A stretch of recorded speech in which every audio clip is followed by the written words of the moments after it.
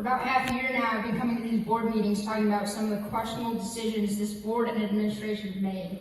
Just when I thought the state of this district couldn't deteriorate any more than it has in the 4 short years that I've been a student here, it just seems to get worse as the days go on.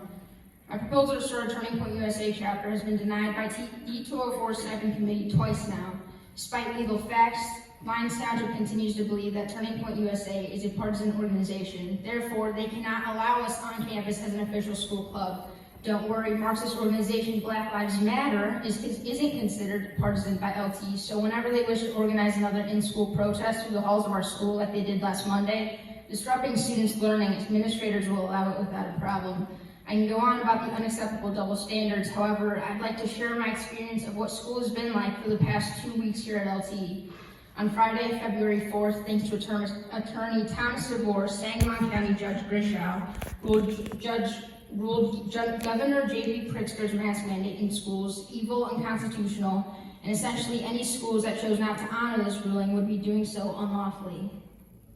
You would think that it is common knowledge that when decisions like this are made, it's not just unlawful for a few, it's unlawful for all. After 695 days, students across Illinois would have the freedom to return to a normal learning environment and not be forced to wear masks. On Monday, February 7th, I confidently did just that, knowing the law was on my side. I made it through my first period class without a problem, and it wasn't until I got to my second period class of the day, which just so happened to be AP Psychology, where I was unfortunately sent to the AP office for refusing to comply and wear a mask. I was prohibited from returning to class unless I wore a mask.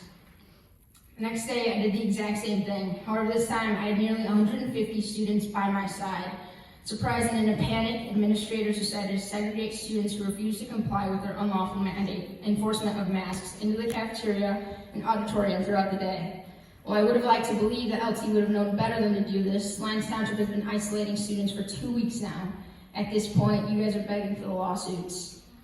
So board members, I'd now like to ask you, why are we allowed to have nearly 1,000 students packed in the student section of our sporting events without masks on, but I'm not allowed to attend class without a mask on? The science has been there all along. You know you're dealing with the group that's least susceptible to this. People will do anything when there's an incentive, though. Parents, I strongly encourage all of you to look into the amount of funding these people are getting for unlawfully enforcing these things on your children. The outrageous amount of money they get in their salaries for doing these things. This has never been about the safety of your students. I can assure every single one of you that we will remember this when it's time to vote you out. And I'm glad you're getting to know what a little civil disobedience looks like. It's exactly what this country needs. I know how much of an inconvenience I've caused all of you the past 2 years. I'm not sorry about it one bit.